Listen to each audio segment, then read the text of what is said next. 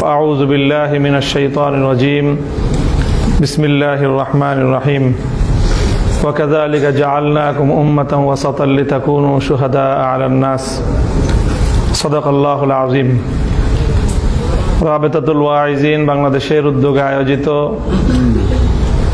আজকের অত্যন্ত সময়োপযোগী উম্মতের বিশুদ্ধ আকীদার হেফাজত ও বর্তমান প্রেক্ষাপট শীর্ষক আলোচনা সভায় উপস্থিত সম্মানিত সভাপতি, বর্তমান বাংলাদেশের অন্যতম উম্মতের রাহবার আলোচক আমার বড় ভাই মুহতারামুল মাকাম হযরত মাওলানা আব্দুল বাসিত খান হাফিজাহুল্লাহ, উপস্থিত আমার শাইখ ও মুর্শিদ হযরত দেওয়ানার পীর সাহেব দামাত বারাকাতুহুম, উপস্থিত রয়েছেন রাবেতাতুল ওয়াইজিন বাংলাদেশের সম্মানিত উপদেষ্টা বন্ধুবর হযরত মাওলানা খালেদ সাইফুল্লাহ আইয়ুবী, মহাসচিব বন্ধুবর হযরত মাওলানা হাসান জামিল হাফিজাহুমুল্লাহ সহ দিগার অন্যান্য উলামায়ে কেরাম। আমি আজকের এই মজলিসে কিছুটা নিজের পক্ষ থেকে কিছু বিষয়ে জবানবন্দি দেওয়ার গরজ অনুভব করতেছি। আপনারা জানেন জবানবন্দি কে দেয়, কোথায় দেয়। জবানবন্দি পরিভাষাটা ব্যবহার হয় যখন কোনো ব্যক্তি আদালতের কাঠগড়ায় দাঁড়িয়ে বিচারকের সামনে বক্তব্য দেয়, তখন সেটাকে জবানবন্দি বলা হয়। তো কাজে আমি মনে করি উম্মতের উলামায়ে কেরামের সামনে আমরা যারা কাজ করছি তাদের কাছে আমাদের জবাবদিহিতা করা, নিজেদের কথার পক্ষে নিজের ওয়াজাহাত ব্যক্ত করা, এটা তাদের দায়িত্ব। সেই জায়গা থেকে আমি জবানবন্দি দিচ্ছি এবং আমি এই জবানবন্দিটা দেওয়াটা বিশেষ প্রয়োজনও মনে করছি, কারণ এখানে আমার বর্তমান সময়ের দুজন মুরব্বী উপস্থিত রয়েছেন, যাদের কাছে আমি সহস্রাধিক আলেম ওলামার উপস্থিতিতে ঘোষণা করছি মিডিয়ার সামনে যে বর্তমানে আমার নাকের মধ্যে লাগাম লাগানো আছে এবং আমার সেই লাগাম বিশেষভাবে আমার এই দুই মুরব্বীর হাতে আছেন। একজন আমার আব্বাজান শাইখুল হাদিস রহমতুল্লাহ আলাইহি ওয়াফাতের পর আমাদের পারিবারিক অভিভাবক, আমার এদারার অভিভাবক, আমার জিম্মাদার, আমার ব্রাদারে মোহতারাম হযরত আল্লামা মাওলানা মাহফুজুল হক হাফিজাহুল্লাহ, এবং আরেকজন আমার ইসলাহি মুরব্বী, আমার শাইখ ও মুর্শিদ হযরত দেওয়ানার হযরত হাফিজাহুল্লাহ। আমি অত্যন্ত আস্থা এবং আত্মবিশ্বাসের সাথে বলছি যে আমার এই দুই মুরব্বীর সাথে আমার দীর্ঘদিনের যেই পথ চলা এবং ওনাদের নির্দেশনা পালন করার যেই আত্মবিশ্বাস আমার আছে, সেই জায়গা থেকে আমি মনে করি যে ওনারা আমার দায়িত্ব গ্রহণ করতে ওনারা ইতস্তত বোধ করবেন না এবং ওনারা আমাকে ওনাদের ইতাআতকারী, ওনাদের আনুগত্যশীল একজন অনুগত ছোট ভাই এবং মুরিদ হিসাবে পাবেন, এই আত্মবিশ্বাস ওনাদের থাকার কথা। কাজেই আমি আমার এই দুই মুরব্বী, আরেকজন আজকের মজলিসে ছিলেন আমাদের ওস্তাদ সমতুল্য হযরত মাওলানা শেখ লিয়াকত আলী হাফিজাহুল্লাহ, যিনি বাংলাদেশের চিন্তাশীল আলেম ওলামাদের বর্তমানে একজন একেবারেই নক্ষত্রতুল্য ব্যক্তিত্ব। আপনারা অনেকেই জানেন মাদ্রাসা দারুর রশাদের অন্যতম স্বপ্নদ্রষ্টা, আমাদের জামিয়া রহমানিয়া আরাবিয়ার দীর্ঘ প্রায় 20 শতাব্দীর যিনি মুহাদ্দিস, তিরমিজি শরীফের হাদিস পড়ান, শাইখুল হাদিস আল্লামা আজিজুল হক রহমতুল্লাহ আলাইহির অন্যতম ইলমি ওয়ারিস আল্লামা লিয়াকত আলী হাফিজাহুল্লাহ। আমি প্রথমেই কথা বলে দিচ্ছি এবং আজকের এই বক্তব্যের মাধ্যমে গোটা জাতির কাছে আমার এই বক্তব্য, আমার যে কোনো কাজের ব্যাপারে, আমার যে কোনো কর্মের ব্যাপারে যে কেউ যদি মনে করেন যে এই ব্যাপারে কোনো অভিযোগ থাকতে পারে, আপত্তি থাকতে পারে। আর যদি আমার ব্যাপারে আস্থা না হয় যে আমি হয়তো আপনাদের অভিযোগ আপত্তি আমলে নিব না, আমার এই 3 মুরব্বীকে বলেন, উপস্থিত 2 মুরব্বী আছেন, সাথে লিয়াকত আলী সাহেব হুজুরকে আমি যুক্ত করে দিলাম। আমার সাথে কথা বলতে হবে না, ওনারা 3 জন বসে যদি আমার ব্যাপারে যে কোনো ফয়সালা প্রদান করেন, আমি ওনাদের সেই আনুগত্য মেনে নিতে একচুল পরিমাণ কুণ্ঠিত হব না। আলহামদুলিল্লাহ। মোহতারাম হযরত উলামায়ে কেরাম, আজকে আকীদার হেফাজত বিষয় নিয়ে আলোচনা। তো আমি তো আলহামদুলিল্লাহ কওমি মাদ্রাসায় আগাগোড়া পড়াশোনা করেছি, এবং কওমি মাদ্রাসায় পড়াশোনা করার পর থেকেই আমার আব্বাজান শাইখুল হাদিস রহমতুল্লাহ আলাইহি আমাকে নিজে হাতে ধরে নিয়ে সিরাজগঞ্জ উত্তরবঙ্গের দারুল উলুম বেতুয়া মাদ্রাসার আব্দুল বাসেদ খান সাহেব হুজুর এখন যে মাদ্রাসার মুতামিম, ওই মাদ্রাসায় নিয়ে আমাকে টেবিলের এই পার থেকে ওই পারে বসায় দিয়ে আসছেন, এবং বুখারী শরীফের তাদরিসের জিম্মা আমাকে অর্পণ করে সেই নিবৃত এক পল্লীতে রেখে এসেছেন।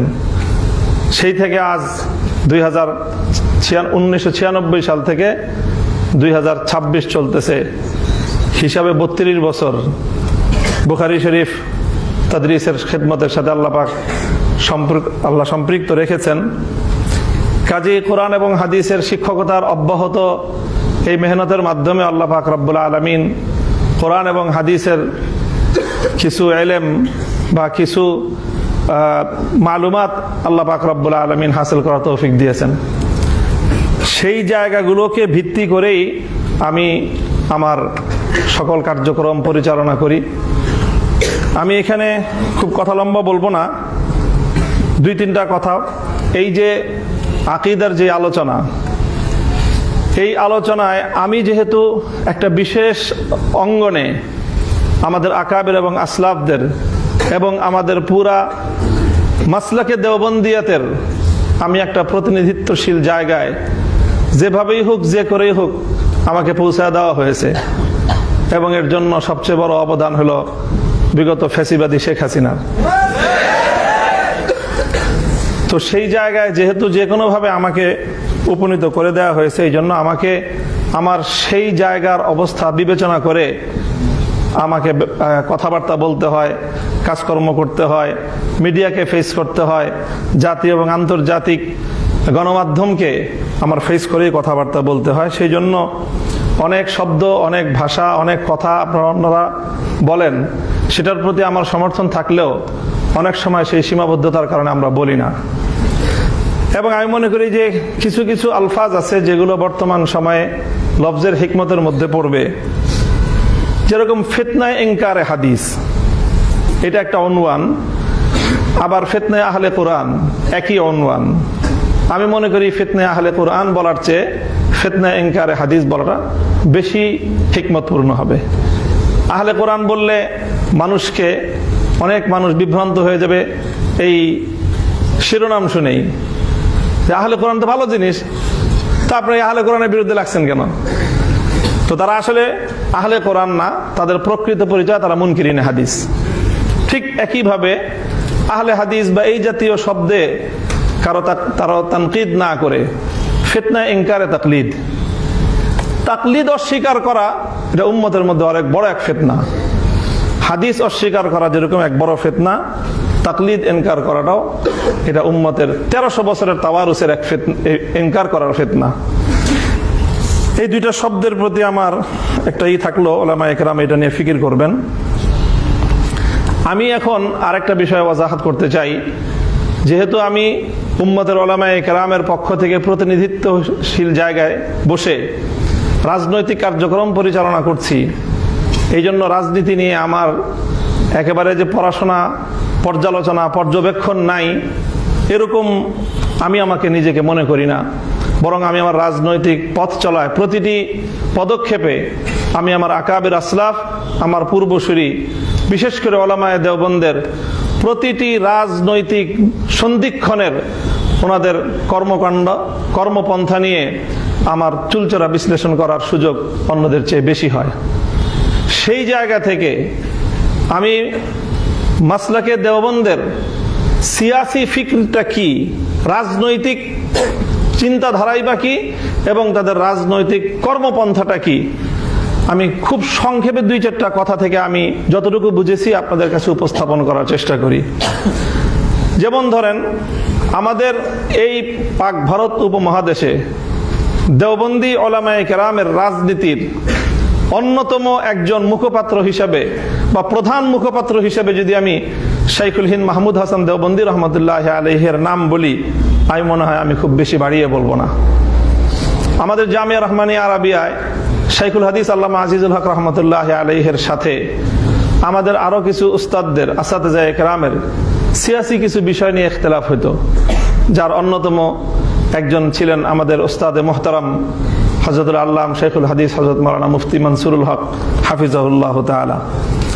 শাইখের সাথে যখন ইখতিলাফ হতো, কিছু বিষয় নিয়ে ইখতিলাফ তো ছিলই, তো সেখানে বারবার হাকিমুল উম্মাত থানভী রহমতুল্লাহ আলাইহির নাম আলোচনায় আসতো। তো হযরত শাইখুল হাদিস রহমতুল্লাহ আলাইহি তখন কোন এক প্রসঙ্গে আমাদেরকে একটা কথা বলেছিলেন যে আমাদের দেওবন্দি ওলামায়ে কেরামের মধ্যে, আকাবিরিনদের মধ্যে হযরত থানভী রহমতুল্লাহ আলাইহি এবং হযরত হুসাইন আহমদ মাদানী রহমতুল্লাহ আলাইহির মধ্যে সিয়াসি ফিকির নিয়ে কিছু ইখতিলাফ ছিল। তো আমরা আমাদের এই দোনো আকাবিরকে সিয়াসতের ক্ষেত্রে ওনাদেরকে মুক্তাদা এবং ইমাম মেনে আমরা ওনাদের যে শায়েখ মাজমাউল বাহরাইন, যেখান থেকে মাদানীও আসছে থানভীও আসছে, শাইখুল হিন্দ মাহমুদ হাসান দেওবন্দি রহমতুল্লাহ আলাইহির সিয়াসি ফিকিরকে আমরা ধারণ করি। আমার স্পষ্ট বক্তব্য আজকে এখানে, শাইখুল হাদিস রহমতুল্লাহ আলাইহির সেই কথাকে আমি অন্তরে দৃঢ়ভাবে ধারণ করি এবং আমরা যে রাজনীতির উত্তরাধিকার বহন করি, আমি মামুনুল হক শাইখুল হিন্দ মাহমুদ হাসান দেওবন্দি রহমতুল্লাহ আলাইহির রাজনীতির একজন আদনা কর্মী এবং গোলাম। এটা হলো আমার স্পষ্ট বক্তব্য। শাইখুল হিন্দ রহমতুল্লাহ আলাইহির রাজনীতির একটা অন্যতম দর্শন ছিল, ওনার একটা প্রসিদ্ধ মাকুলা আছে। আমরা জানি ইংরেজ বিরোধী আন্দোলনের প্রধান রূপকার ছিলেন শাইখুল হিন্দ রহমতুল্লাহ আলাইহি এই ভারতবর্ষে, যিনি তর্কে মুওয়ালাত অসহযোগ আন্দোলনের রূপরেখা দিয়েছিলেন, যিনি 4 বছর আন্দামান সেই কারাগারে বন্দী ছিলেন। শাইখুল হিন্দ রহমতুল্লাহ আলাইহি ইংরেজদেরকে খেদানোর জন্য এই ভারতবর্ষ জুড়ে জমিয়তুল আনসার গঠন করেছিলেন, বিশাল বিশাল আজিমুশান। তারপরে তিনি ছিলেন তাহরিকে রেশমি রুমালের মূল পরিকল্পনাকারী এবং অবিসংবাদিত নেতৃত্ব দানকারী। শাইখুল হিন্দ রহমতুল্লাহ আলাইহি বলতেন যে ইংরেজদের বিরুদ্ধে যখন তিনি হিন্দুদের সঙ্গে ঐক্যবদ্ধ জোটবদ্ধ আন্দোলন শুরু করলেন, তো অনেকে শাইখুল হিন্দ রহমতুল্লাহ আলাইহির বিরুদ্ধে এটা নিয়ে কালাম করত, তানকিদ করতেন। তখন শাইখুল হিন্দ রহমতুল্লাহ আলাইহি নিজের অবস্থান পরিষ্কার করেছেন, अगर इंग्रेज के खिलाफ कोई कुत्ता भी आगे बढ़े तो शाइखुल हिंद उसका साथ देगा। ইংরেজদের বিরুদ্ধে একটা কুকুরও যদি অগ্রসর হয়, আজ এই উপমহাদেশের সামগ্রিক বাস্তবতা, এই উপমহাদেশবাসীর ভাগ্যের পরিবর্তনের জন্য, এই উপমহাদেশের আগামী দিনের ইসলাম এবং মুসলমানদের ইমানি, মুলকি, তাদের সামষ্টিক অধিকার, স্বার্থ সংরক্ষণ করার জন্য ইংরেজদেরকে বিতরণ করা ছাড়া কোনো উপায় নাই। কাজে ইংরেজদের বিরুদ্ধে যারাই মাঠে নামবে, শাইখুল হিন্দ তাদের সঙ্গে থাকবে। কাজে আমি মনে করি যে ঠিক তদ্রূপ রাজনীতির মধ্যে অনেক প্রতিপক্ষ থাকে এবং সেই প্রতিপক্ষদের মধ্যে একটা তরতিব করতে হয়। সব প্রতিপক্ষকে একসঙ্গে ময়দানে মোকাবেলায় নামতে গেলে তখন নিজে পরাজয় বরণ করা ছাড়া এবং নিজের অস্তিত্বকে হুমকিতে ফেলানো ছাড়া কোনো কিছুই হয় না।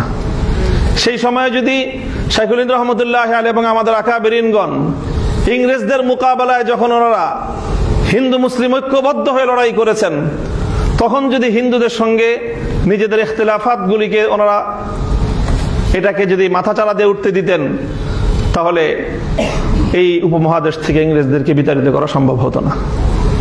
ঠিক একই জিনিস আমরা দেখি যখন আমাদের আকাবিরিনগণ পাকিস্তানে, মুত্তাহিদা পাকিস্তানে, ঐক্যবদ্ধ পাকিস্তান আমলে যখন কাদিয়ানীদেরকে অমুসলিম ঘোষণা করার এই আন্দোলন শুরু হলো, তখন আমাদের আকাবিরিনরা দেখেছিলেন, দেওবন্দি আকাবেররা, যদি এই আন্দোলনে আমাদেরকে সফলতা অর্জন করতে হয় তাহলে আমাদেরকে আরো যেই সকল বিষয়ে, আকীদার বিষয়ে, মাসলাক বিষয়ে, নানা বিষয়ে অন্যদের সাথে যে সমস্ত ইখতিলাফাত আছে, সেই সব ইখতিলাফাতগুলিকে এখন এক মোহনায় নিয়ে আসতে হবে। আর না হলে আমরা এই কাদিয়ানীদের মোকাবেলায়, এই আন্দোলনে, রাজনৈতিক এই কর্মসূচিতে আমরা সাফল্য অর্জন করতে পারবো না। আমাদের আকাবির হযরত মাওলানা ইউসুফ বিন নুরি রহমতুল্লাহ আলাই, হযরত মুফতি মাহমুদ রহমতুল্লাহ আলাই সহ আমাদের আকাবিরিনগণ তখন শুধুমাত্র বেরেলভী আর মওদুদি নয়, বরং আমাদের অধিকাংশ বা প্রায় কোন কোন ক্ষেত্রে মুত্তাফাকা যাদের ব্যাপারে রায়, শিয়া তাকফিরের ব্যাপারে শিয়াদেরকে পর্যন্ত ঐক্যবদ্ধ করে ওনারা পাকিস্তানের অ্যাসেম্বলিতে ঐক্যবদ্ধ আন্দোলন, অ্যাসেম্বলির ভিতরে এবং বাইরে, রাজপথে এবং সংসদে একযোগে ঐক্যবদ্ধ একটা অবস্থান তৈরি করে পাকিস্তানে সেই ঐতিহাসিক কাদিয়ানীদেরকে অমুসলিম বিল তারা পাশ করেছেন। কাজে আমি মনে করি এগুলো আমাদের সামনে আমাদের আকাবিরিনদের সিয়াসি পলিসি, রাজনৈতিক কর্মপন্থা, রাজনৈতিক কর্মপদ্ধতি। আমরা রাজনীতিটা করি আসলে কি জন্য? আমি আমার রাজনৈতিক চিন্তাধারাটা স্পষ্ট করছি। আমাদের রাজনীতির প্রধান দুটো লক্ষ্য, একটা সুদূর প্রসারী আর একটা বর্তমান লক্ষ্য। আমাদের রাজনীতির লক্ষ্য হলো যে আমরা হলাম পাহারাদার,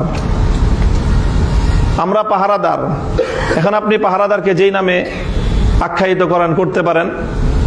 বাড়ির সামনে পাহারাদার থাকে, আপনার চৌকিদারও পাহারাদারি করে, দারোয়ানও পাহারাদারি করে, একটা কুকুর থাকে সেও পাহারাদারি করে। আপনি আমাকে চৌকিদার মনে করতে পারেন, দারোয়ান মনে করতে পারেন, অথবা উলামায়ে দেওবন্দের দ্বীনি সকল কাজের একটা কুকুর পাহারাদার মনে করতে পারেন। সেটা আমার কোনো বিষয় আসে যায় না।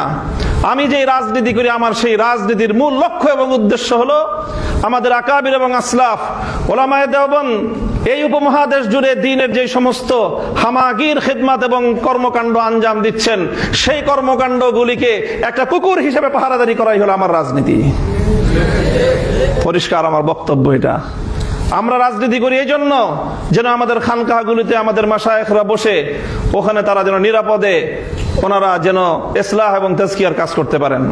আমরা রাজনীতি করি এই জন্য যেন আমাদের দাওয়াতের কাফেলাগুলো তারা দাওয়াতের মেহনত নিয়ে প্রত্যেকটা জায়গায় জায়গায় ছড়িয়ে পড়তে পারেন। আজ জানেন বাংলাদেশে, এই বাংলাদেশে 99% মুসলমানদের বাংলাদেশে দাওয়াতুল ইসলাম ইলা গায়রিল মুসলিমিন, গায়রে মুসলিমদের কাছে যারা দাওয়াত নিয়ে যেত, সেই দাওয়াতের মেহনত আজ কতটা ঝুঁকির মুখে। যারা সেই দাওয়াত দেয় তারা আজকে কতটা হুমকির মুখে, রাষ্ট্রীয় হুমকির মুখে, আন্তর্জাতিক হুমকির মুখে। এই সকল দায়ীদেরকে নিরাপত্তা দেওয়া এবং তাদের পাশে দাঁড়ানো, কণ্ঠ উচ্চারিত করে তাদের জন্য সিনা টান করে ময়দানে দাঁড়িয়ে যাওয়াই হলো আমাদের রাজনীতি। এবং আমি করব সেটা ইনশাআল্লাহ, সেটা করব ইনশাআল্লাহ। আমি শেখ কালিম সিদ্দিকী হাফিজাহুল্লাহর একজন শাগরিদ। আমি ভারত গিয়েছি শুধুমাত্র হযরতের সোহবত ওঠানোর জন্য, দেখার জন্য যে হযরত সেই ভারতে থেকে কিভাবে সেখানে গায়রে মুসলিমদের মধ্যে দ্বীনের দাওয়াত দিচ্ছেন। আজ জানেন কালিম সিদ্দিকী হাফিজাহুল্লাহ আজকে ভারতের কারাগারে বন্দী। ওনার বিরুদ্ধে ভারতের আদালত রায় দিয়েছে, তিনি হলো মানে কি বলে এটাকে, না মানে একেবারে ওনাকে যাবজ্জীবন কারাদণ্ড রায় দেওয়া হয়েছে। যাবজ্জীবন কারাদণ্ড। অপরাধ একটাই, উনি অমুসলিমদেরকে ইসলামের দাওয়াত দিয়েছেন। এই জন্য ওই দাওয়াতের সিলসিলা আজকে বাংলাদেশে যারা দাওয়াতের কাজ করেন, আজ তারা হুমকির মুখে। বাংলাদেশে এই তাদেরকে তাহাফুজ দেওয়া, তাদের পক্ষে মাঠে কথা বলা, সংসদে কথা বলা, প্রয়োজনে রাজপথে কর্মসূচি দেওয়া, এটাই হলো মামুনুল হকদের রাজনীতি।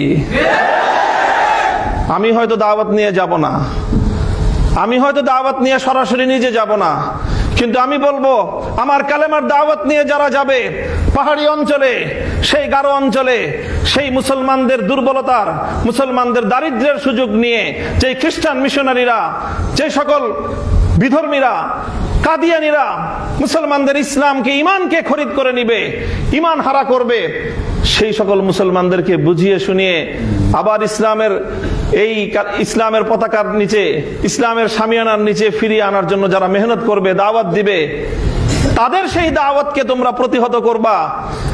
যারা এই সকল দাওয়াতি কাজগুলোকে প্রতিহত করার চেষ্টা করবে, যত বড় শক্তি হোক, সেটা ইন্টারনাল শক্তি হোক, এক্সটার্নাল শক্তি হোক, দেশের ভিতরের শক্তি হোক, আন্তর্জাতিক শক্তি হোক, লড়াই করার জন্য দুইবার ভাববো না ইনশাআল্লাহ আমরা। এটাই হলো আমাদের রাজনীতি, এটাই হলো আমাদের রাজনীতি।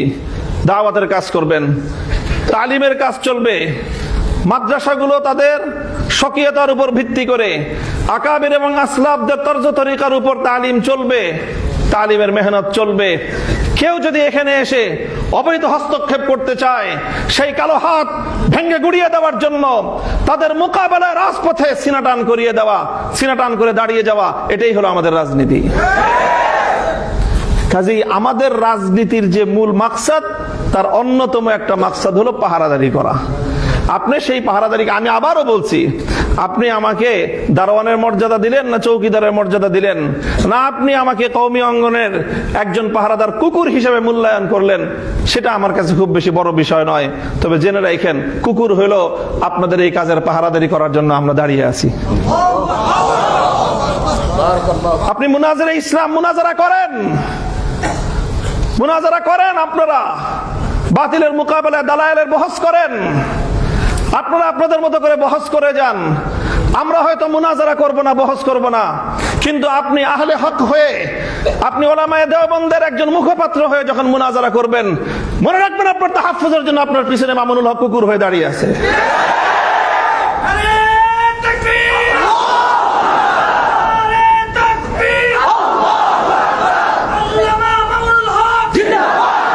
এটা হলো আমাদের রাজনীতি, এটা হলো আমাদের রাজনীতির খুব নিগুড় রহস্য, মৌলিক কথা। কাজী আমাকে এই রাজনীতি করতে হলে, আমাকে লড়াই করতে হলে, আমাকে কখনো সরকারের বিরুদ্ধে লড়তে হয়, কখনো আমাকে আন্তর্জাতিক শক্তির বিরুদ্ধে লড়তে হয়।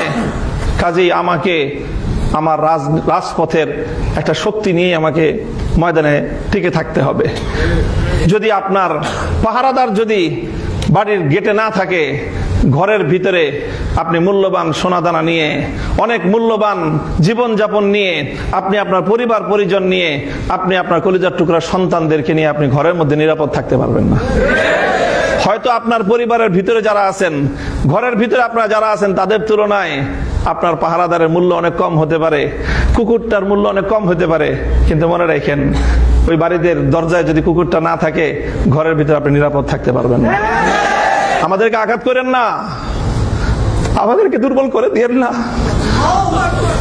নিরাপদ থাকতে পারবেন না ভিতরে আপনারা।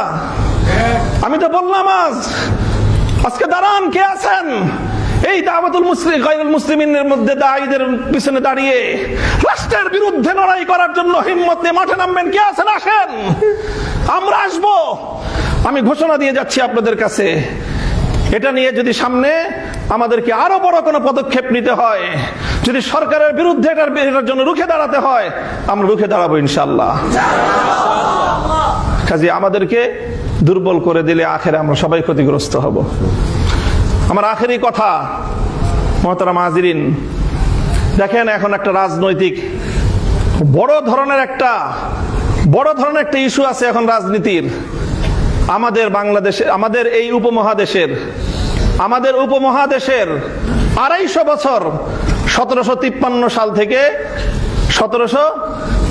সাল থেকে বা 1757 সাল থেকে আজ 2026 সাল, প্রায় 350 বছরের রাজনীতি।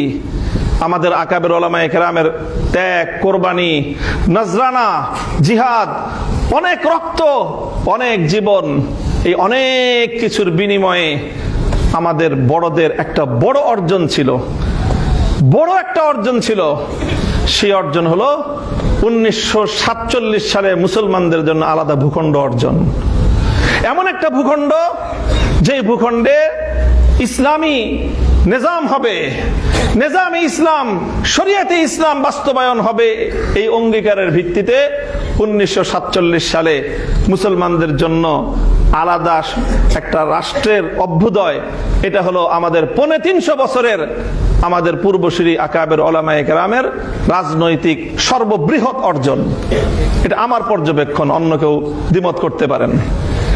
সেই 47-এর বিষয় নিয়ে আমাদের মহান দুই আকাবিরের মধ্যে নজরিয়াতি ইখতিলাফ ছিল।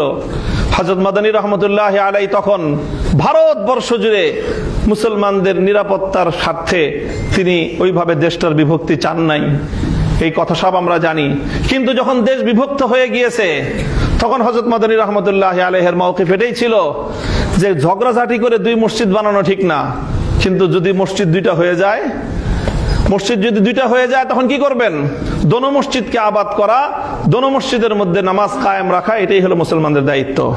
হযরত মাদানী রাহমাতুল্লাহর কথা এটাই ছিল 47-এর পরে। মুসলমানদের জন্য যখন আলাদা আবাসভূমি হয়ে গেছে, এখন সর্বশক্তি নিয়োগ করে ওই মুসলমানদের দেশে কিভাবে ইসলাম কায়েম করা যায়, কিভাবে নিজামে ইসলাম বাস্তবায়ন করা যায়, সেটাই থানভী রহমতুল্লাহ আলাইহির অনুসারীদেরও মেহনত, সেটা মাদানী রহমতুল্লাহর শাগরিদদের অভিন্ন মেহনত। 47-এর পর আর কোনো ইখতিলাফ নাই। আমাদের এই অর্জন 47-এর মুসলমানদের জন্য ইসলামের নামে আলাদা ভূখণ্ড হবে, সেই অর্জনকে 1972-এর ভারতে আধিপত্যবাদ দিয়ে সেটাকে গলা টিপে হত্যা করার চেষ্টা করা হয়েছিল বিগত 54 বছর পর্যন্ত। 1972 থেকে 2024 সাল পর্যন্ত 47-এর কথা কেউ বলতে পারতো না। 47 এটা একটা বাংলাদেশে নিষিদ্ধ বিষয় হয়ে দাঁড়িয়েছিল। এই 2024-এর বিপ্লবের পর সর্বপ্রথম যে আওয়াজ উচ্চারিত হলো, এটার জন্য আমি জুলাই যোদ্ধাদেরকে শ্রদ্ধা করি, ভালোবাসি, স্নেহ করি, মমতা করি, তাদের পক্ষ হয়ে আমি লড়াই করি। কারণ তারা সর্বপ্রথম এই আওয়াজ আবার নতুন করে বাংলাদেশের মাটিতে উত্থাপন করেছে। আগামীর বাংলাদেশ হবে 47, 71 এবং 24-এর ভিত্তিতে। এখন আমাদের রাজনীতি, যারা নিজেদেরকে শাব্বির আহমদ ওসমানী রহমতুল্লাহ আলাইহির সন্তান মনে করো, যারা নিজেদেরকে জাফর আহমদ ওসমানী রহমতুল্লাহ আলাইহির সন্তান মনে করো, যারা ইতিহাস পড়ো যে তোমাদের 47 সালে স্বাধীনতার পতাকা ইংরেজদেরকে বিতাড়িত করে শাব্বির আহমদ ওসমানী উত্তোলন করেছিলেন, যারা শাব্বির আহমদ ওসমানী রহমতুল্লাহ আলাইহির ফাতহুল মুলহিম পড়ে ইলম অর্জন করো, যারা জাফর আহমদ ওসমানী রহমতুল্লাহ আলাইহির ইলাউস সুনান পড়ে গায়রে মুকাল্লিদিনদের বিরুদ্ধে বহস করো, তোমাদের জানা উচিত যে এই ওসমানী রাহিমাহুমাল্লাহর সেই আমানত, সেই ইসলাম এবং মুসলমানদের ভিত্তিতে আবার দেশ গড়ার নতুন দিনের মুয়াজ্জিনরা আজান দিচ্ছে, নতুন বেলাল আজান দিচ্ছে। এই আজানে যদি আমরা সাড়া দিতে না পারি, ইতিহাসের দায় থেকে আমরা মুক্ত হতে পারবো না। কাজেই 47-এর ভিত্তিতে নতুন বাংলাদেশ গড়বার যে আন্দোলন, এটা মাওলানা মওদুদী সাহেব এবং তার অনুসারীদের আন্দোলন না। কারণ 47 সালে মাওলানা মওদুদী সাহেব এই দেশ বিভক্তির পক্ষে ছিলেন না। তিনি মুসলমানদের জন্য আলাদা আবাসভূমি চান নাই, পরিষ্কার কথা। এটা চেয়েছিলেন শাব্বির আহমদ ওসমানী, এটা চেয়েছিলেন মুফতি শফি ওসমানী রহমতুল্লাহ আলাই, মুফতি আজম মুফতি শফি রহমতুল্লাহ আলাই, এটা চেয়েছিলেন সৈয়দ সুলাইমান নদভী রহমতুল্লাহ আলাই, এটা চেয়েছিলেন জাফর আহমদ ওসমানী রহমতুল্লাহ আলাই, এটা চেয়েছিলেন শামসুল হক ফরিদপুরি রহমতুল্লাহ আলাই, এটা চেয়েছিলেন আতহার আলী রহমতুল্লাহ আলাই, এটা চেয়েছিলেন এই দেশের ওলামায়ে কেরাম এবং দেওবন্দি ওলামায়ে কেরাম। কাজেই 47-এর ভিত্তিতে আগামীর বাংলাদেশ গড়বার জন্য এখন আমাদেরকে জুলাই রক্ষা করতে হবে। কারণ জুলাইয়ের হাত ধরে 47 আবার প্রাসঙ্গিক হয়েছে। এখন যদি জুলাই হাতছাড়া হয়ে যায়, 47 আবার হাতছাড়া হয়ে যাবে। কাজেই হে আমার কওমের সন্তানেরা, আমি তোমাদেরকে বলতে চাই, ডাক দিয়ে যাই, আমাদের পূর্বপুরুষরা, আর আমার একটু বেশি আবেগ এই জন্য, কারণ শাব্বির আহমদ ওসমানী, জাফর আহমদ ওসমানী তারা দুজন আমার সরাসরি দাদা উস্তাদ। শাইখুল হাদিস রহমতুল্লাহ আলাইহির বুখারীর দুইজন উস্তাদ, একজন জাফর আহমদ ওসমানী রহমতুল্লাহ আলাইহি, আরেকজন শাব্বির আহমদ ওসমানী রহমতুল্লাহ আলাইহি। এটাকে শুধু আমরা আমাদের রাজনৈতিক বিরাসত মনে করি না, এটা আমরা আমাদের দ্বীনি বিরাসত মনে করি, ইলমি বিরাসত মনে করি, দ্বীনি আমানত মনে করি।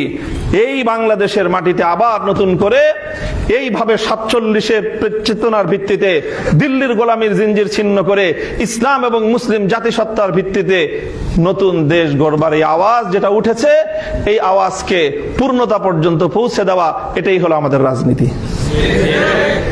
আমি আমার কথা আর দীর্ঘায়িত করছি না, সকলের কাছে মাপ চাই, অনেক বেশি কথা বলে ফেলেছি। আমি আবার আমার ওই কথা পুনরাবৃত্তি করছি যে ইনশাআল্লাহ আমি আমার মুরব্বীদের সামনে নিজেকে সর্বান্তকরণে সুপর্দ করে দিয়ে আমার ব্যাপারে যে কোনো অভিযোগ, যে কোনো কথা, যে কোনো প্রশ্ন থাকলে ওনাদের সাথে কথা বলেন। যদি আমার সাথে কথা বলতে না পারেন, ওনারা মুত্তাফাকা হয়ে যে ফয়সালা দিবেন সেই ফয়সালার যদি বাইরে এক কদম আমি ফেলি মামুনুল হক, তাহলে সেই দিন আপনারা আমাকে সবাই আমার আনুগত্য পরিহার করবেন। এটা থাকলে আপনাদের কাছে আমার বিশেষ অনুরোধ। আল্লাহ আপনাদের সকলকে কবুল করুন। বাংলাদেশের ওলামায়ে দেওবন্দ ইসলামের সঠিক যে মানহাজ, এটার যে আগে বাড়ায় নিয়ে যাচ্ছে, আমরা পাহারাদার হিসাবে হলেও এই মাসলাকের সাথে, এই মাশরাবের সাথে, এই ফিকরার সাথেই আমরা ইনশাআল্লাহ আল্লাহ পাক রব্বুল আলামিন আমাদেরকে শেষ দম পর্যন্ত, জীবনের শেষ মুহূর্ত পর্যন্ত এভাবে লেগে থাকার তৌফিক দান করুন। আপনাদের সকলকে শুকরিয়া জানিয়ে রাবেতাতুল ওয়াইজিন বাংলাদেশের উত্তরোত্তর সাফল্য এবং উন্নতি কামনা করে আমি আমার কথা শেষ করলাম। ওয়া আখিরু দাওয়ানা আলহামদুলিল্লাহি রাব্বিল আলামিন। আসসালামু আলাইকুম ওয়া রাহমাতুল্লাহ। বসো বসো, সব বসো, জায়গায় বসো।